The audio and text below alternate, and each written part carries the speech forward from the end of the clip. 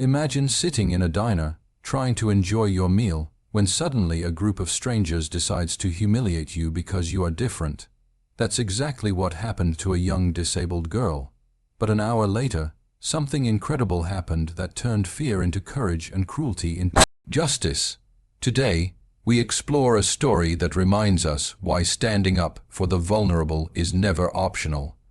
It was an ordinary afternoon in a small town diner, the kind of place where the smell of coffee and fresh pastries greets every customer like a warm hug. The clatter of plates, the soft hum of conversation, and the occasional laughter created a comforting, familiar atmosphere. People came here not just for food, but for a sense of community, a place where everyone knew your name, or at least it felt that way. Yet, despite the cozy setting, something extraordinary and unsettling was about to unfold. In a corner booth sat a young girl, her wheelchair positioned carefully beside her, her hands folded in her lap. She had a gentle smile, one that seemed to radiate warmth even in the quietest of moments. She was alone, enjoying a quiet meal, perhaps lost in thought or observing the people around her. Her presence was simple, unassuming, and entirely innocent. She came to the diner expecting nothing more than a few minutes of peace and normalcy, unaware that her life was about to be disrupted by an act of sheer cruelty. Then, without warning, the tranquility of the diner was shattered. A group of teenagers, loud, aggressive, and seemingly fueled by thoughtless bravado, approached her. Their faces were twisted with mockery, their laughter sharp and harsh against the soft hum of the diner.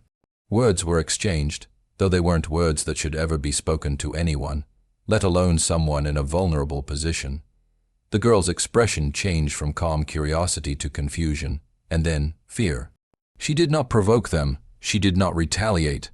She simply existed, and that alone was enough for these bullies to target her.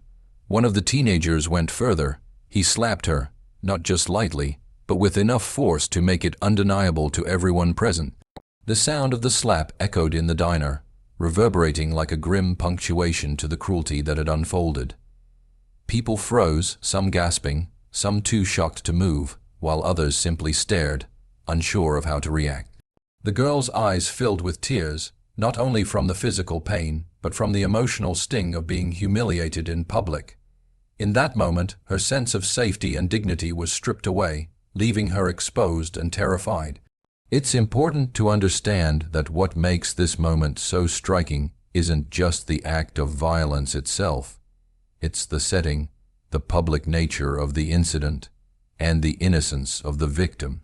Bullies often rely on anonymity, hiding behind shadows where their actions are less likely to be questioned. But here, in broad daylight, in front of other people who could have intervened, the cruelty was blatant and unapologetic. And yet, the very public nature of the act also amplified its impact, forcing anyone who witnessed it to confront the reality of human cruelty head-on. The diner became a microcosm of society in that moment, reflecting both the worst and, later, the best of human behavior. On one side, there was the cruelty of the bullies, aggressive, thoughtless, and empowered by fearlessness and peer pressure. On the other side, there was the silent majority, the bystanders, frozen in shock, grappling with a moral dilemma they had never expected to face. Some reached for their phones, perhaps thinking of calling for help, while others simply looked away, paralyzed by the suddenness and audacity of the attack.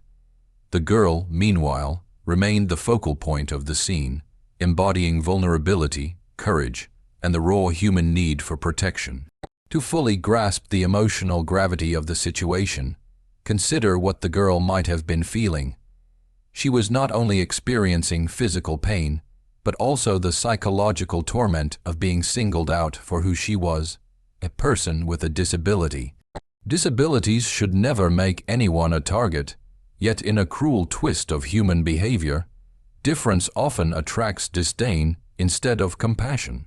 The girl may have wondered why this was happening, why people could be so unkind, and why the world sometimes feels unsafe despite all its rules and social norms. Her tears and trembling hands were a testament to the unfairness of the moment, a reminder that vulnerability often invites injustice, and that courage is sometimes forced upon us before we are ready. At the same time, this incident highlighted an uncomfortable truth about society: the tendency of bystanders to hesitate in moments of moral urgency. The diner was full of people who, under ordinary circumstances, would likely describe themselves as good and decent. Yet in the face of blatant bullying, fear, uncertainty, or social pressure can paralyze even the most well-intentioned individuals. This hesitation, while understandable, underscores the importance of empathy, awareness, and moral courage. Witnessing harm and choosing inaction can feel like complicity, leaving victims not only hurt by the aggressors, but also abandoned by those around them. The incident was a collision of innocence and aggression, of vulnerability and moral indifference. It forced everyone present, both the girl and the bystanders, to confront the reality that cruelty can appear suddenly and without provocation, leaving people shaken and questioning the fabric of human decency. Yet, within this darkness, there remained a subtle potential for change, for intervention, and for the assertion that dignity and justice cannot be ignored. This moment in the diner was not merely an isolated act of bullying. It was a mirror reflecting societal attitudes toward vulnerability, difference, and human decency. It serves as a stark reminder that moments of cruelty are often public, and moments of courage, though sometimes delayed, have the power to reshape narratives and restore balance. When the young disabled girl was slapped in that small town diner, the scene was not just about the victim and the aggressors. It was also about everyone who was there and chose, consciously or unconsciously, how to respond. The bystanders in that diner represent a critical aspect of human behavior: how ordinary people react when confronted with wrongdoing. This incident serves as a powerful reminder that the presence of observers is never neutral. Every action or inaction sends a message about what society tolerates and what it condemns. Imagine yourself in that diner. You see a young girl, defenseless and vulnerable, being humiliated by someone larger, louder, and seemingly unafraid. Your heart races. Your mind tells you to act, to intervene, but your body hesitates. Why? Social psychologists call this the bystander effect. It is the phenomenon in which individuals are less likely to offer help to a victim when other people are present. The greater the number of bystanders, the more likely it is that everyone assumes someone else will step in. In that diner, dozens of people witnessed the event, yet most froze, unsure whether to speak up, call for help, or physically intervene. The bystander effect is rooted in human psychology. Fear plays a major role: fear of confrontation, fear of making the situation worse, fear of social judgment. People worry that stepping in might escalate the violence, or that they themselves could become targets. There is also a natural inclination to follow social cues. If everyone else is doing nothing, it feels normal to do nothing as well. In essence, the bystanders are caught between two conflicting impulses: the instinct to protect the innocent and the instinct to protect themselves. Yet, inaction, even when driven by fear or uncertainty, carries consequences. The girl in the diner was not only assaulted by the bullies, but also faced the silent judgment of those who did not act. Each moment of hesitation reinforced her vulnerability and magnified her isolation. She may have felt the weight of the world pressing down, not only from the physical aggression, but also from the collective indifference of the crowd. This is one of the harshest truths about human behavior. Sometimes, cruelty is compounded not just by the aggressor, but by the failure of witnesses to intervene. At the same time, not all bystanders respond the same way. Some might feel anger or empathy, perhaps reaching for their phones to call for help, or shouting at the aggressors to stop. Others might offer silent moral support, a reassuring glance, a comforting word, or simply staying close to the victim once the immediate danger has passed. These seemingly small gestures can have profound effects. They remind the victim that they are not alone, that someone is willing to acknowledge their pain and protect their dignity. In this sense, bystanders hold immense potential. They can either enable cruelty through inaction, or transform fear into courage by intervening. The role of bystanders also highlights a broader social responsibility. In public spaces, the safety and dignity of vulnerable individuals often depend on collective vigilance. A society that normalizes ignoring suffering inadvertently empowers aggressors. Conversely, when ordinary people act, when they refuse to be silent witnesses, they send a clear message: injustice will not go unchecked. In the diner, the inaction of some may have been understandable, yet it also underscores the need for moral courage in everyday life. Small interventions, such as speaking up, alerting authorities, or even offering verbal support, can break the cycle of abuse and inspire others to act.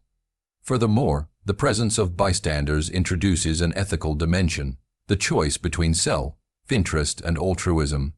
It's a choice that is rarely easy, especially in moments of sudden conflict. Intervening can feel risky, staying silent can feel safe, but the moral weight of that choice is immense. Every person in the diner, consciously or unconsciously, was participating in the moral equation of the moment. Their hesitation, confusion, and eventual decisions, whatever they were, played a part in shaping the experience of the victim and the aggressors alike. It is also important to consider the long-term effects on bystanders themselves. Witnessing cruelty without acting can leave a lasting mark, a sense of guilt, shame, or regret. Many people, reflecting on moments like this later, realize that even a small act of courage could have made a significant difference. This reflection often sparks a desire to change, to be more proactive in future situations, and to educate others about the importance of intervention. Ultimately, the bystanders in that diner were more than passive spectators. Their presence amplified the drama of the moment, underscored the moral stakes, and highlighted a critical lesson about human responsibility.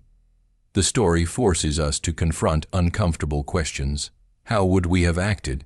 Could we have overcome fear and uncertainty to protect someone in need? What does it mean to be a moral human being in moments of crisis? Through this lens, the incident becomes not just a story of bullying, but a lesson in societal responsibility. It illustrates how ordinary individuals, by choosing either action or inaction, contribute to the culture of their communities. By reflecting on the role of bystanders, we understand that heroism is not limited to extraordinary individuals. It can emerge from anyone who chooses to stand up, even in small ways, for what is right.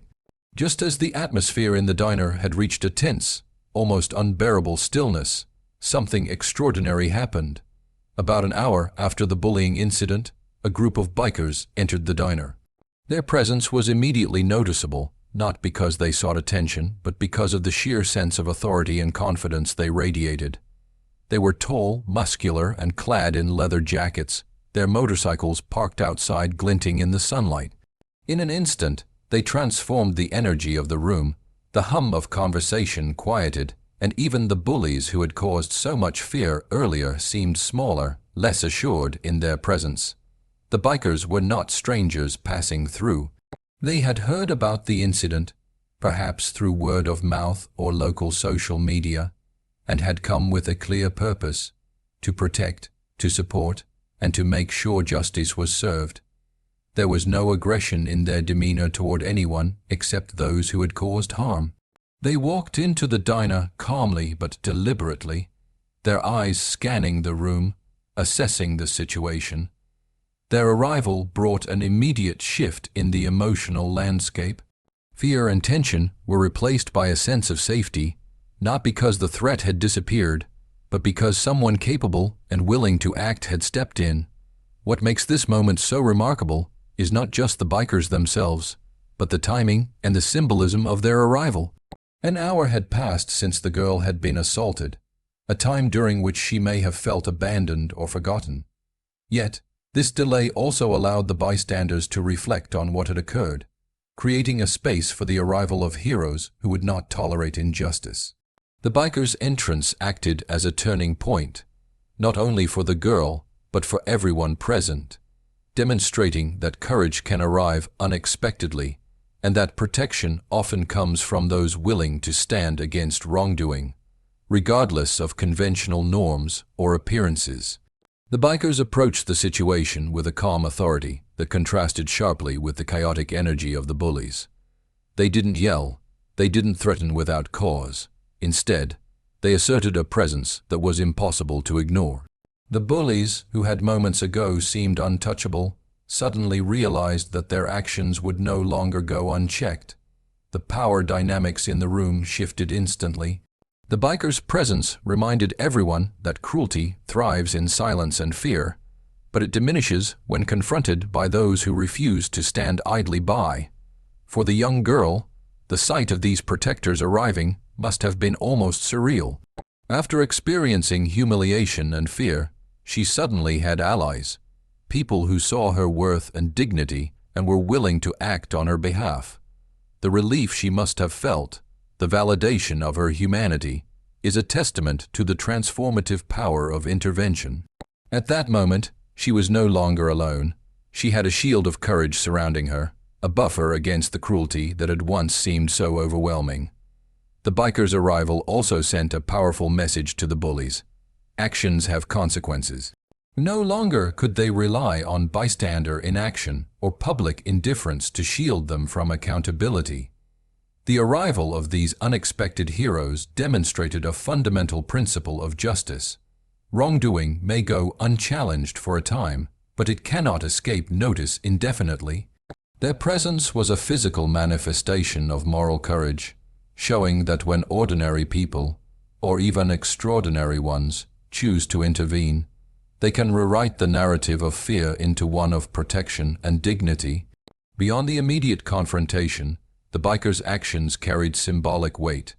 In a society that often marginalizes the vulnerable, their presence served as a reminder that strength is not only physical but moral.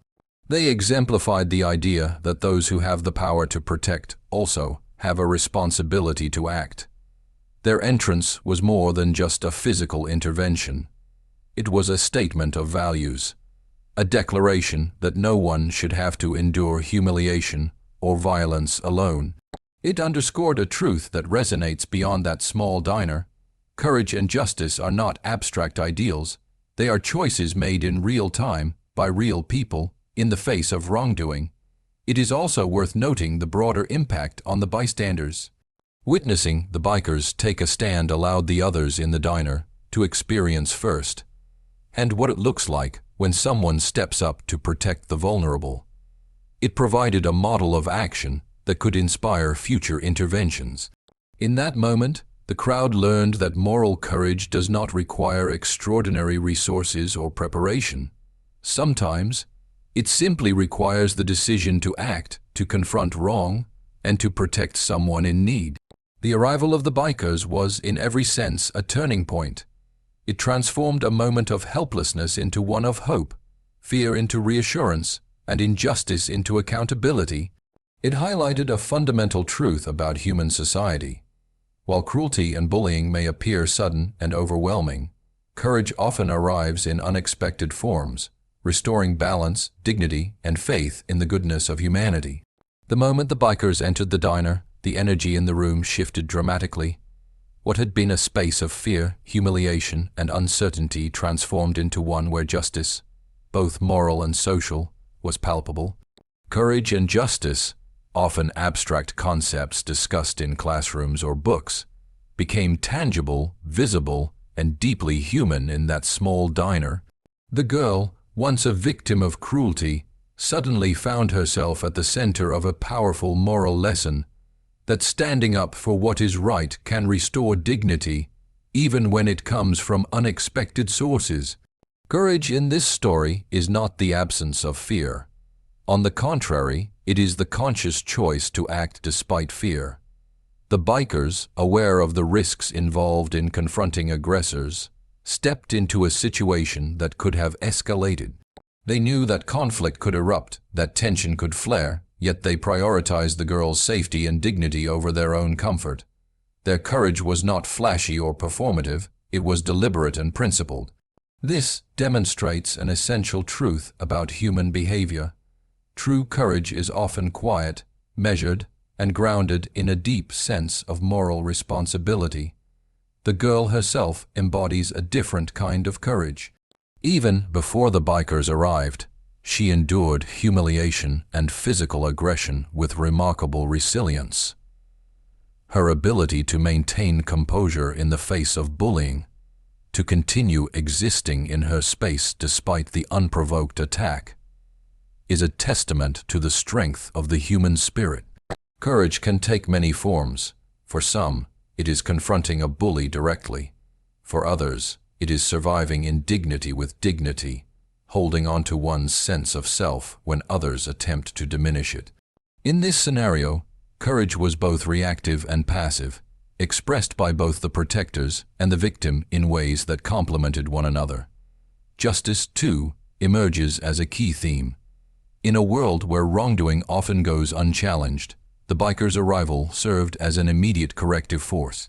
It sent a clear message that actions have consequences and that society does not have to tolerate cruelty. Justice here is not merely about punishment. It is about restoring balance, defending the vulnerable, and demonstrating that human dignity cannot be disregarded without response. In that sense, justice becomes a living, active principle rather than a distant, abstract ideal. This moment also reflects a deeper societal lesson that courage and justice are intertwined. Acts of bravery are most meaningful when they serve a purpose beyond self-interest, when they protect those who cannot protect themselves. Similarly, justice is not simply about laws or regulations. It is about moral action and the willingness of individuals to enforce ethical standards in everyday life. The bikers' intervention embodies both. Their courage directly produced a moment of justice for the girl, while also sending a broader message to the community about accountability, empathy, and human decency. Furthermore, the story underscores the ripple effect of courageous actions. Witnessing the bikers stand up against bullying would likely have influenced the bystanders, the bullies, and anyone who later heard about the incident.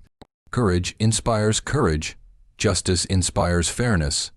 What might have been a simple story of violence and victimization transforms into one of hope, resilience, and moral awakening. The girl, once vulnerable and alone, becomes part of a narrative where the right choices were made, reinforcing the idea that society is capable of protecting and uplifting its most vulnerable members. It is also essential to note that this form of justice differs from punitive justice. The bikers were not there to humiliate the bullies in return or escalate the conflict. Instead, their actions were restorative. They sought to protect the girl, affirm her dignity, and ensure that wrongdoing did not go unchallenged. This highlights a critical distinction. Justice does not always require punishment. It often requires protection, advocacy, and the courage to intervene. The message of courage and justice extends beyond the immediate situation in the diner. It becomes a lesson for all of us about the importance of moral vigilance, the responsibility to stand up for others, and the enduring power of human empathy. When cruelty occurs, silence can feel safe, but courage transforms fear into action. When injustice strikes, it is not enough to wish for fairness. Justice requires intervention, advocacy, and the readiness to defend those who cannot defend themselves. Ultimately, the incident in the diner teaches that courage and justice are not abstract ideals reserved for heroes or extraordinary individuals. They are choices made in real time by real people in response to real suffering. They remind us that standing up for the vulnerable, speaking out against cruelty, and defending dignity are not optional. They are essential components of our shared humanity. In witnessing acts of courage, whether from the girl herself or from the bikers who came to her aid, we are reminded that justice is most powerful when it is enacted through bravery, compassion, and deliberate action.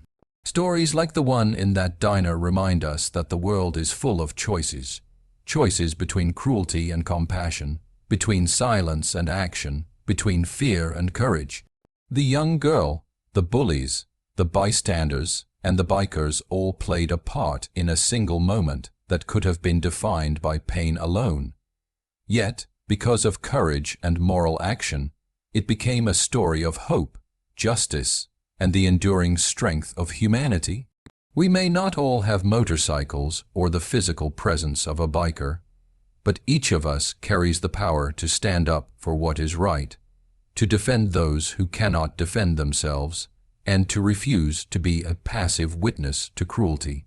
Every small act of empathy, every gesture of protection, every word spoken in support of the vulnerable contributes to a world where dignity is respected and justice is possible. Let this story inspire us, not just to feel compassion, but to act on it. Let it remind us that standing up, even in small ways, can create ripples of courage that transform fear into safety, despair into hope, and injustice into fairness. Because in the end, humanity is measured not by how we react when things are easy, but by how we respond when someone needs us the most.